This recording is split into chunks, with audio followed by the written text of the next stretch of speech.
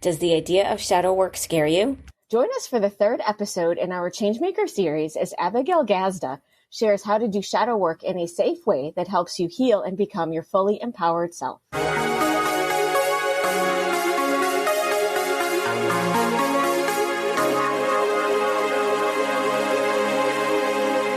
always, I am your host, Sarah Woodard. I am a nature-centric badass dedicated to helping soul-searching sensitive women feel safe and empowered to change their worlds through connection with nature and the creator of Spark Consciousness. The purpose of this show is to help raise your awareness, connect with nature, and discover your purpose. My goal is to present valuable information about how you can define your values, uncover your purpose, and make a difference, and how nature helps you do all of this. And I sometimes also share other resources because I love to help everyone continue learning. And right now we are doing one of our occasional series of bonus episodes called Changemakers, which highlights the ways everyday women just like you have been a force for positive change. And I just randomly intersperse these between our usual bi-weekly episodes. As a quick reminder, the spelling of give a fuck is F*K. And I would like to say a huge thank you to my existing patrons on Patreon.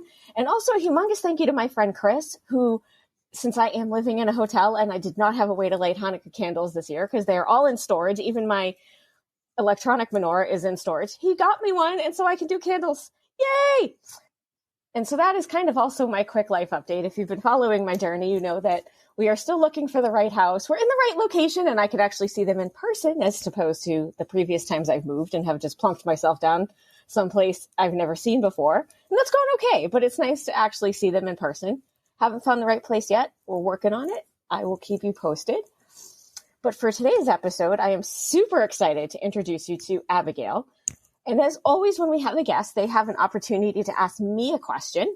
So Abigail, why don't you take a second to introduce yourself to us and go ahead and ask me whatever it is you want to ask me.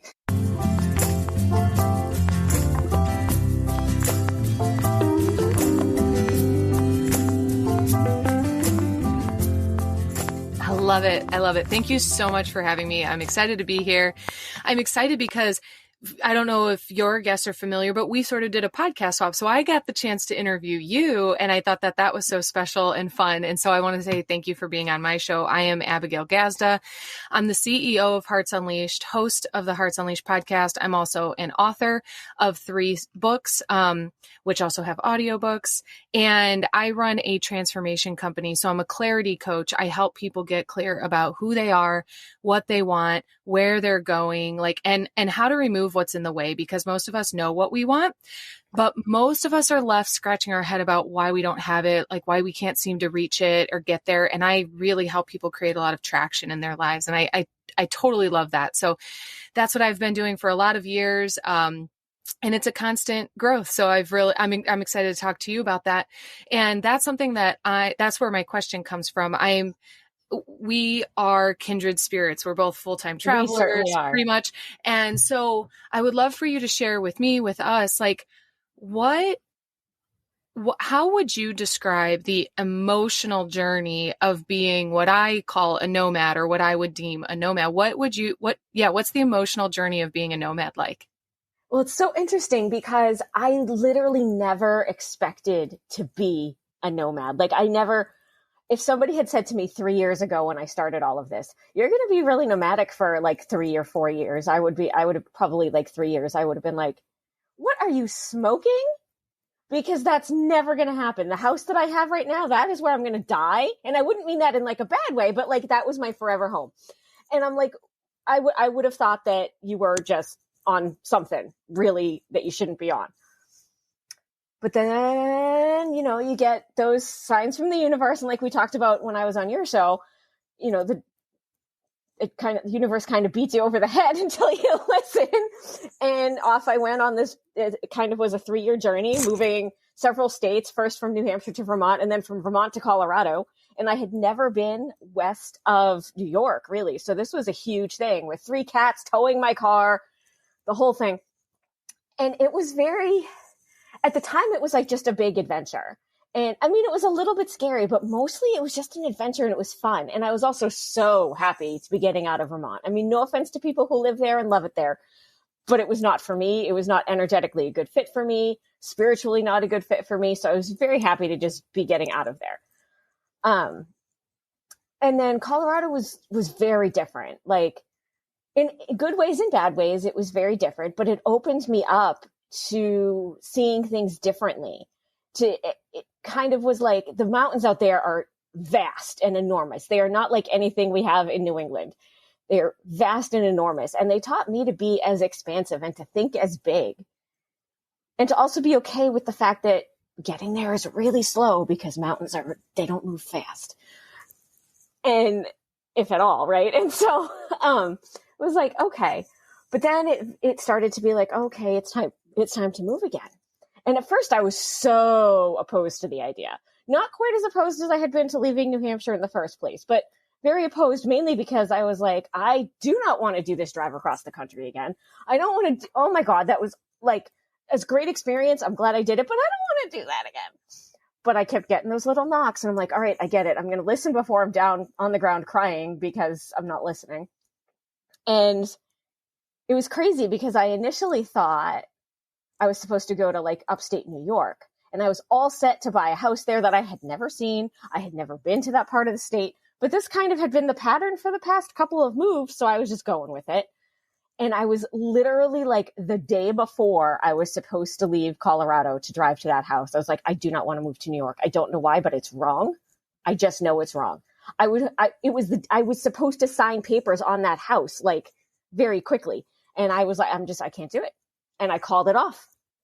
Cost me some money, not a great thing, but money is like love. It's energy, and there's always more. And I realized, I was like, no, like I need to go home to New Hampshire. Like I wasn't raised in New Hampshire, but New Hampshire was my spiritual home. And I was like, I need to go home. And so that's what I did. And I was fortunate enough to find a second driver, so I didn't have to do the whole towing my car thing, and was very grateful for that. But it was, I don't know, it was a very growthful journey in a lot of ways. Like it was scary and hard and challenging at places, but it was also opening, I guess is the word I'll use. Like you and I talked about this a little bit, either on your show or right after your show or whatever, about using the energetic algorithm instead of the ones that the stupid engineer people have designed with all of their mathness. and, you know, I've been doing this entrepreneur thing in different forms of it for a long time. And I've always gotten hung up on, I just hate this marketing thing. I just want to do what I do the parts I love, and like have the rest work out. And the marketing gurus will tell you, well, you can't do that, Sarah, and you have to la la la la la. And I'm not knocking what they say. I'm sure there is some truth in what they say, and what they say is valuable. But also, if I can't show up authentically, those algorithms are going to mean nothing. And so I did some hard thinking on the drive across the country. And since I've been sitting in this hotel room looking for the right house to appear, and I realized, like, yeah, this is not the way I want it to be. I want to be as successful and help as many people as I possibly can. But I need to do that in a way that's true for me. And what's true for me is not the whole social media algorithms, email marketing, blah, blah. And also what's true for me is honoring the fact that I am also a children's author in addition to this life coaching business. And I need to honor both of those, because ultimately the books I write have the same goals. They're just aimed at a different audience, although I totally believe adults benefit too. I need to honor all of those pieces and do all of those pieces. And it needs to be fun for me, or I'm not going to do it. And that was if you had told me that even 6 months ago, that I was going to be like, yeah, I'm done with all of this, blah, blah, blah, I would have been like, what do you want? Right. But these are the things you learn when you step outside that comfort zone. And ultimately, like, it's weird. If I 6 months ago had been in this position that I'm in now, where I don't know where our long-term secure home is, because that's all I really want at this point. I've done the nomad thing. It was a great experience, but I'm ready for like that long-term security now. And if you had told me that I would be living in a hotel room and not know where that house is and I'd be okay, I would have laughed in your face. But I am okay. Our needs are being met. It snowed the other day, and they have a policy at the hotel where they clean everybody's cars off when it snows. I think because there's a law that you can't drive down the road with snow on your car, and they're probably afraid of lawsuits or whatever. But to me, it was just a very nice blessing. Like, I was putting on my socks and shoes to go out, and I look out the window because I'm parked under my window, and my car was already clean. I was like, oh wow, this is great. Like, my needs are being met, even needs I didn't anticipate having being met. And so instead of being afraid and off center, I'm now just grateful. I love that. That was a super great question. I appreciate you asking. And with that, we are going to jump into the Satan of the show.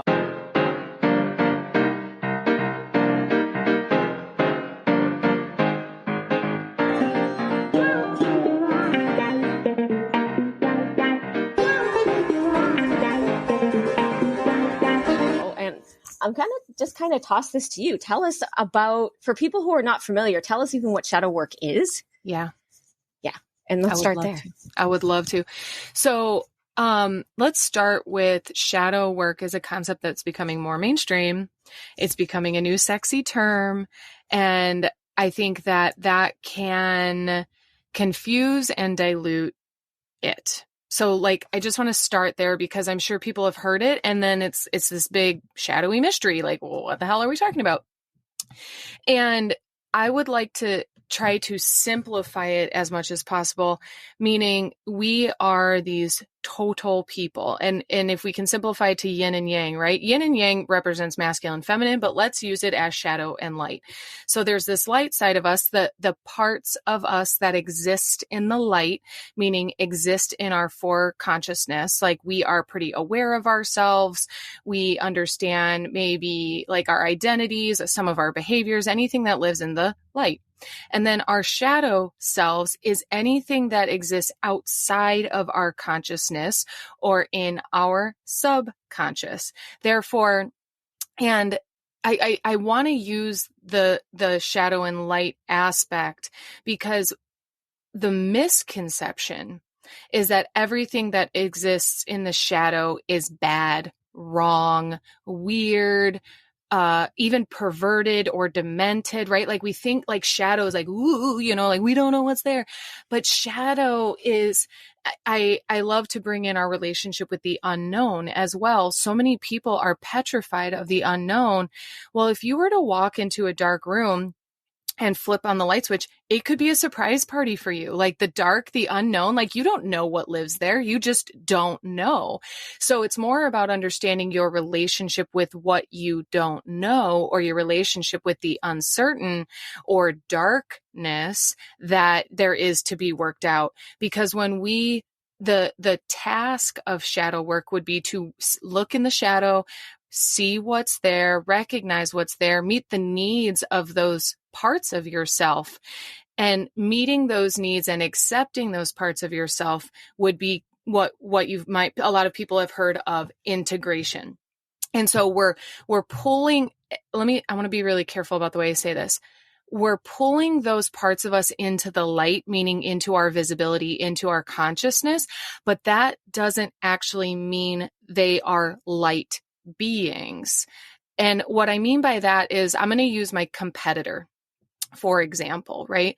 There are light and shadowy aspects of the competitor in me. The competitor is collaborative, determined, persistent, resilient. Those are good aspects. The shadowy side is maybe she's manipulative or overly competitive, like beat people and not only interested in winning, and will compromise her standards or ethics to win. So there's these different aspects of us, and then different aspects of these aspects of us. Like, we can really keep unfolding this. And the last thing I want to say about shadow work is it's often parts of us that we actively suppress and reject. So they may be in our consciousness, but we tuck and stuff them away because of the concerns like, what would people think of me? This is not to be known. This is not to be seen. So a lot of the stuff we've put there and often forgotten, which is another part of integration. So like shadow, the word and concept of integration is equally as important as the words and concepts of shadow work itself. I hope I tried to make that concise. No, I definitely feel like that makes sense. And And I was actually thinking as you were talking, like a lot of this journey of moving back and forth across the country, for me, it was a lot of kind of shadow work. Like it wasn't a formal, like sit down with a coach and do it, but it was ultimately the universe saying, hey, you've got to deal with some stuff before you can do what we need you to do. Yeah. And so I thought that was a very cool connection. And I think that's why part of probably why subconsciously when you proposed this topic, I was like, oh, yes. Yes. Yep. Yeah. So tell us how you, like, obviously not everyone is going to move across the country a million times to do their shadow work. So how do you work with people to do that? Great. Yeah, great question. Because we live in a digital world, which I love, I travel full time. So I do see clients in person and I host events in person, but I do a lot of my week to week work is, Zoom calls online, digitals. This digitized life, like it does have its benefits. The thing I want to say about the methodology of the work, like you said, I love that you said it a few different times, a few different ways, is like, I don't have to wait for the universe to beat me to the ground to learn my lessons, right? So a lot of people are trying, like one of our main priorities as animals are to be safe and comfortable. So we're not often hurling ourselves into shadow work or disrupting what we currently have. And so most people can remain generally comfortable and live a kind of fine life and never really encounter a lot of shadow work. This is a conversation for really intentional people. And what I would offer, part of my method or my the way that I relate to shadow work is you don't necessarily go finding shadow work. Shadow work finds you, as you mentioned. You embarked on a great journey and it took you through that dark night of the soul. It ripped you away from what you know, from who you know yourself to be. So it's really in our courageousness, our boldness, that shadow work will present itself to us. So it's often occurring for people who want to live a really big life. However, that doesn't mean anyone's excluded. This is available to everyone. And the reason I say that is because you can intentionally say, I want to keep my life, but I'm like achingly dissatisfied. Like on the outside, I look like I have everything I want, but I'm incredibly empty, or like, I don't know what I'm living for. Right. And so people don't have to flip their life upside down in order to begin shadow work. Did you want to add to that? For people who don't know, I do these so that we can see each other because it does help facilitate the conversation. And I just wanted to jump in and say that was exactly what my life was like before I moved out of New Hampshire, the first, like when I went to Vermont and then Colorado. It seemed like I had everything. I owned a house. I had a day job that met all my needs, and I had the cats and but inside I was achingly empty. I'm going to use your words because they are the right ones. Yeah. I was achingly empty and I didn't even know how to tell anybody that that's how I was feeling. But the universe knew and fixed it. Of course it did. And that's the thing. So what happens is we get that aching, that itch. We start to hear within, like there's more to us, there's more to life. And when we avoid that, that's when we get the tap on the shoulder, I call it the slap on the cheek, and then the roundhouse kick, like wake up, wake up, wake up. Right. And so we can answer on the tap on the shoulder where we're like, I'm dissatisfied. And you can actively just start working on self-development. Or you might insist that things have to go your way and then you get ripped to shreds. Whichever, I hope for everybody they don't have to go through that. However, near-death experiences, death of a loved one can cause this, debt, divorce, disaster, like also illness. There's all sorts of ways that universe will wake us up. And so, but the thing that I like to offer people is you don't have to go looking, like within shadow work. It's not like, what's wrong with me? When you live towards a fulfilled life, a great life, what will naturally happen is this might sound kind of like graphic or gross, but like a zit, like a clogged pore, like the infection, the pus will come to the surface.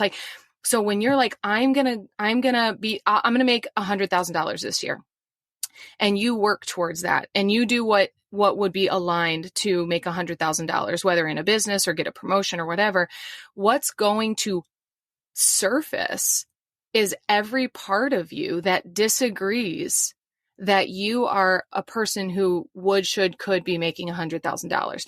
Who do you think you are? You are stupid. You're not pretty enough. You're incompetent. Nobody likes you. They're all going to leave you. If you're rich, then the rich are greedy. Money is the root of all evil. Like everything that disagrees, this is the shadow work. They're just all going to rise up and raise their hand and start screaming about why you're an idiot. And so that, I mean, like if you go for any sort of goal or great life by your measurement of success. So you have to first define what success is for you and then proceed and go for it. And shadow work will literally volunteer itself like, hi, I don't agree. And we should F all this up. We should fuck it all up.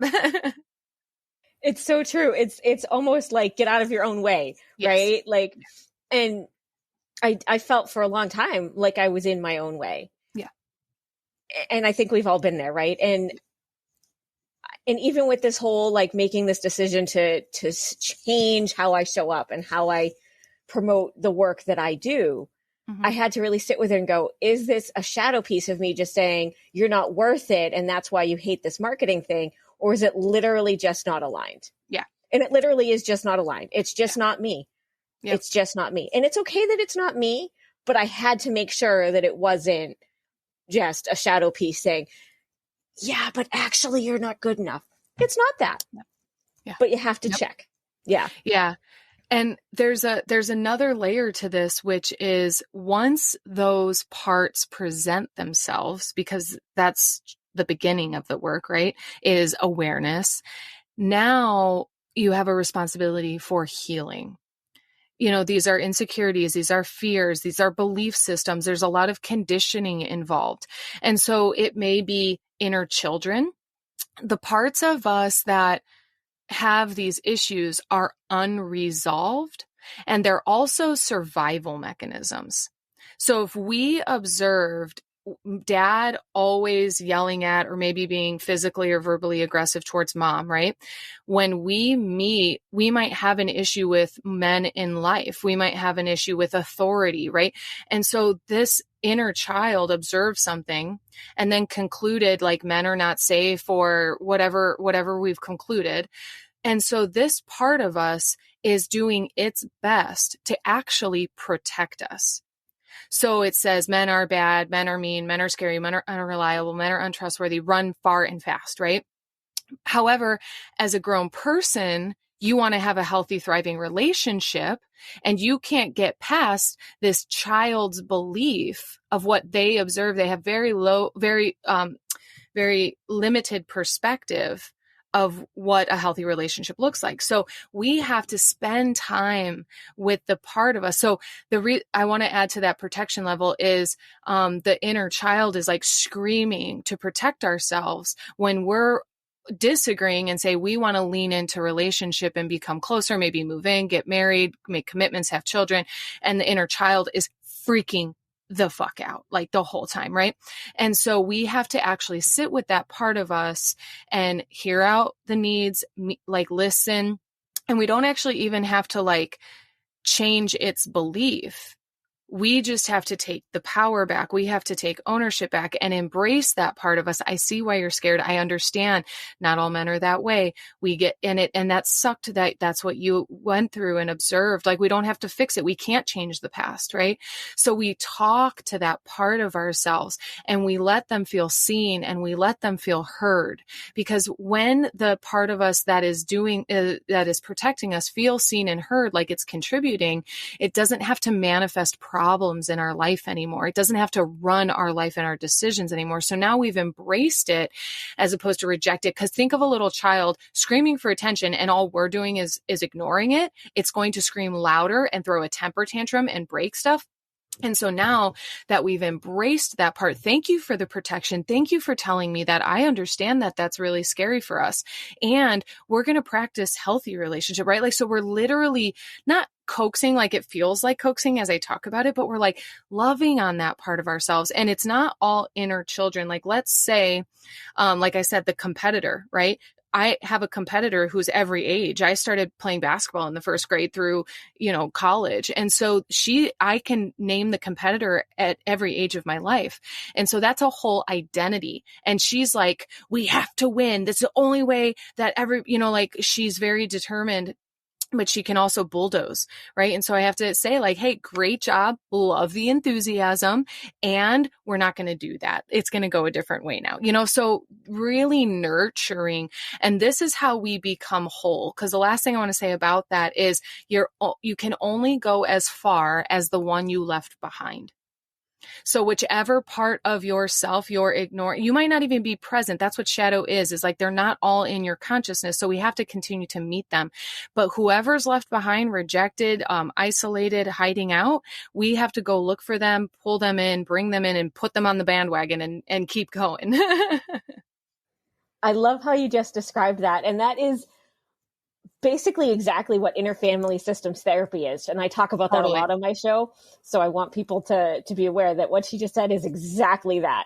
And having done that particular therapy with a therapist when I was in Vermont, which was one of the very few things good things to come out of Vermont for me, I can tell you that it is the best and most successful thing I have ever done. Because I'm glad those ones that you left behind. Go ahead. What were you going to say?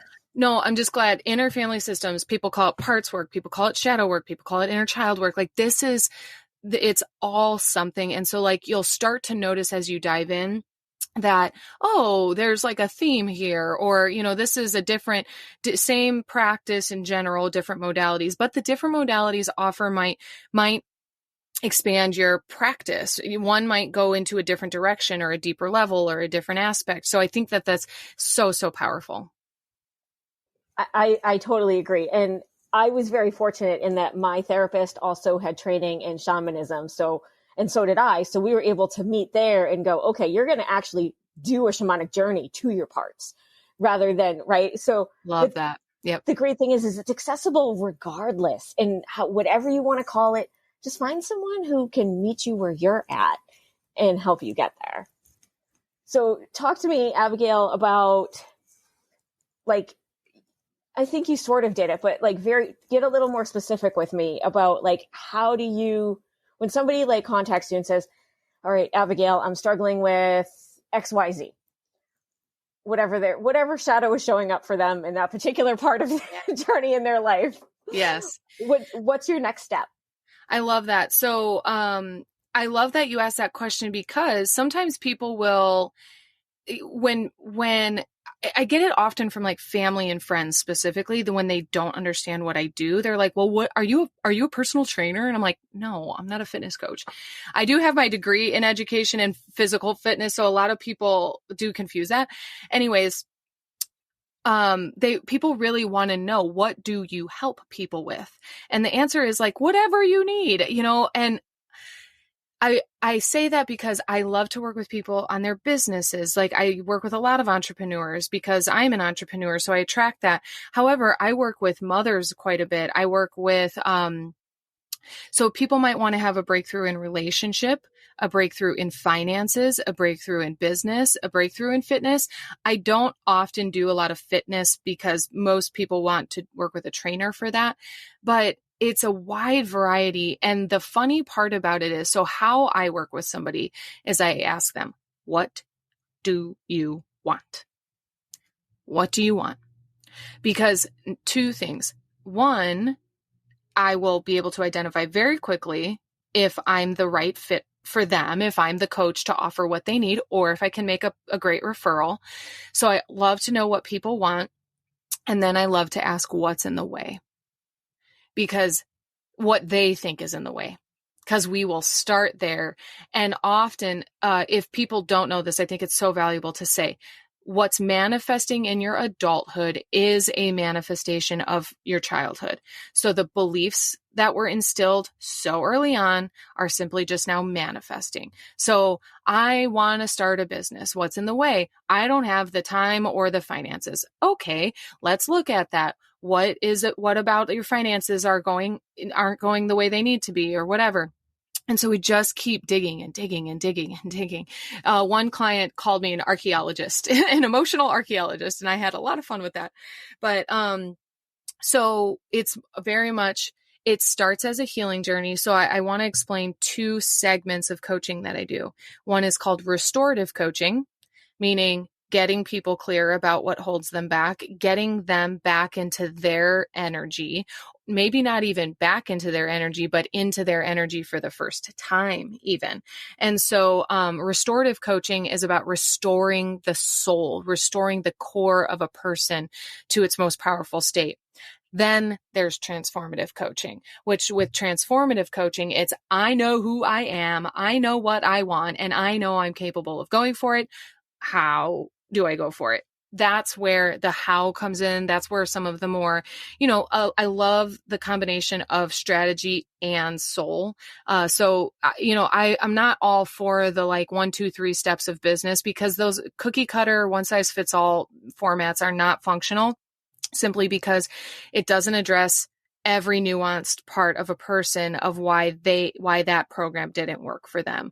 And so I do a lot of really customized work. But in the most broad sense, there's that restorative coaching and then the transformational launch off. That makes total sense. And I think this is again why you and I, we are definitely kindred spirits, because for me, it's very much also generally this is the thing, but also how it goes specifically is completely different, because we are all completely different. You can't just go through these steps. It doesn't work. Just like a marketing person is going to tell me, Sarah, you have to show up on the things. No, I would bet you anything that as I transition into just showing up in ways that are authentic for me, rather than doing what the marketing people say I have to do, it's going to completely just blow up, because that's really how it works, right? But it does take getting to that point where you're feeling brave enough to do that. And sometimes you need a coach to help you get there. I think you're saying something really brilliant too, because so many people think they have to become something else to be successful, when I'm always going to coach somebody to be the most who they are. And so a lot of who we are has been discouraged throughout our life. Like, I'm incredibly sensitive, and that was invalidated and discouraged throughout my youth. And it wasn't like abuse or anything like that, but being raised by people who maybe had to put their sensitivity away, or that was what was learned, weren't able to appreciate how much I felt and how often I felt and how deeply I felt. And so it was probably, age 28 was when I really started, just finding out it's okay to be as sensitive as I am, and then practicing allowing it, feeling it, and then now developing it and it being my greatest gift. And so there's so much like that you think the world, life, society, authority figures, whatever tells you this is bad, this is wrong. And you start to conclude I'm bad and wrong. Something's wrong with me and I have to become different. We've most, if not all of us, have internalized that on some level. And so, it's really more about waking back up to who you were born as and how you came, and then amplifying that. Again, we are such kindred spirits, because again, that's very much my thing that I always say to people too. Our approaches are different, but we have the same goal at the end of the day. We want people to show up who they are meant to be, who they were when they first shot out into the world. Yes. But we lose track of that, because there's all this pressure of be this way, do this person, invalidating however it is that we showed up. But we showed up that way for a reason. It is a blessing and it is a gift, but we have to sometimes go on this journey of our life to figure out what is that blessing and what is that gift. And again, some of that is the shadow work, like we've been talking about. So what else do you feel like people need to know about working with you, or shadow work in general, or anything else really? There's one thing, as you asked, that came through is just the word grace, patience and grace. We live in a very fast-paced world where whether we like it or not, we are pretty programmed to instant gratification. And if you were to start shadow work with intention, like choose to begin this journey, there is no way that it would happen in a day, a week, a month, and potentially a year. I want to be really realistic, because what's funny, I have a lot of laughs with a lot of clients, is like, if people really knew what it took, they would never say yes in the first place.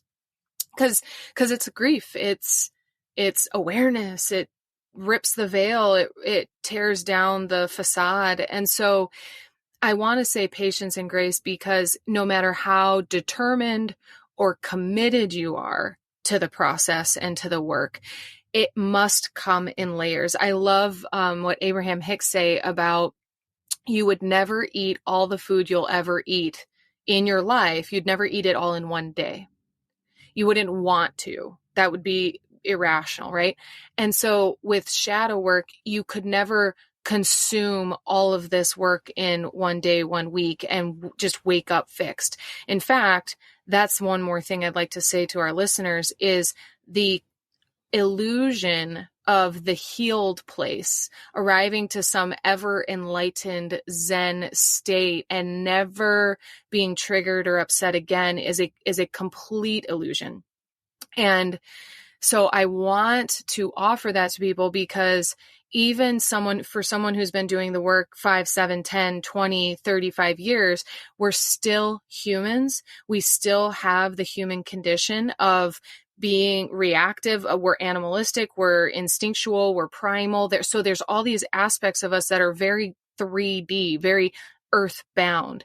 And then we're these enormously cosmic beings who understand like everything is possible and nothing matters and time is fake. And like, we have all these understandings deep within us, and that we're part of that responsibility and journey is to learn how to marry the cosmic, the being, with form, with the human, and that it'll never be this perfect state. And I think that a lot of people have this picture in their head that once they arrive to some ultimately satisfied state, that everything's going to stay the same. And I blame Disney for that. The happily ever after last scene of every movie, right? However, that when you get the thing you've always wanted, you still have more decades to live, so you will want more. Your preferences will change. So this is a very dynamic existence, and nothing is static. And so becoming okay with the patience and the grace and the journey and the longevity and the get back up and go and get back up and go. And when you get what you want, you're going to want more. So there's this never rest state that I would invite anybody to learn to get more comfortable with, because we're all looking for the rest state, and you don't want the rest state, because that's probably your last day here. And so unless you're rushing to that moment, I would encourage people to get really, really patient, really graceful, and learn to enjoy the ride. I love everything you just said, because that's actually one of the reasons I had to back away from a lot of the more spiritual communities, because they're all focused on getting to this rest state and ascension and blah, blah. Really, no, but we're here on Earth and we are 3D, and like, let's do the 3D thing the best that we can. And so I just love everything that you just said right there. That was, again, kindred spirits, found my tribe. Yay. Totally. All the hearts. So, yeah, I think that that's such an important thing for people to understand, is we're not trying to get to this place where we have solved the problems of our human existence. We're trying to get to this place where we know how to exist and balance the cosmic knowledge with this earthbound meat package that we live in, right? And yeah, totally. I could not agree more. God, I just adore Abigail. Oh, she's wonderful. Thank you. My listeners better adore her too. You guys have all been put on notice. So how do people find you if we want to find you? Or if there's anything else you want to jump in and say, feel free to do that too. But yeah, thank you for the opportunity. I like to say, if you find me one place, you find me every place. So my AbigailGazda.com is a quick place to go. That's where you can find the podcast and my books or working with me. And maybe I offer 30-minute complimentary discovery calls. So if someone really loved this our conversation, I'd love to have a conversation with what they're up to and creating and how to overcome what they're up against. And then heartsunleashed.com has a lot of like courses and the podcast, of course, and our communities that we offer. So those are the best places. When it comes to social media, my favorite place on the internet is Instagram. So that's usually where you'll find me in my Instagram stories, sharing my like day-to-day life. That's where I'm the most active. So yeah, I love being connected with the people that listen and follow. And I post a lot of content that is meant to be insightful and inspirational and transformational. So there's plenty to be consumed. Awesome. And definitely I will put those links in the show notes for everybody to find. And I want to give I love giving my listeners a little like keyword to help them remember that they loved this episode and they want to check you out. Yeah. I'm trying to think of a good one. With mine, I come up with them in advance, but I wanted to see how our conversation went before I came up with one. I'm thinking we do shadow as the word for everybody to remember. So if you love this conversation with Abigail, keep that word shadow in your brain so you remember to come back and click those links when you're not busy doing whatever million things you're in the middle of doing right now. And yeah, thank you so much for being here. This was a fabulous conversation. I absolutely adore you. And for my listeners, and maybe for Abigail as well, I will see you all on the next episode. And until then, continue to expand your knowledge, feel the connections, and live with compassion.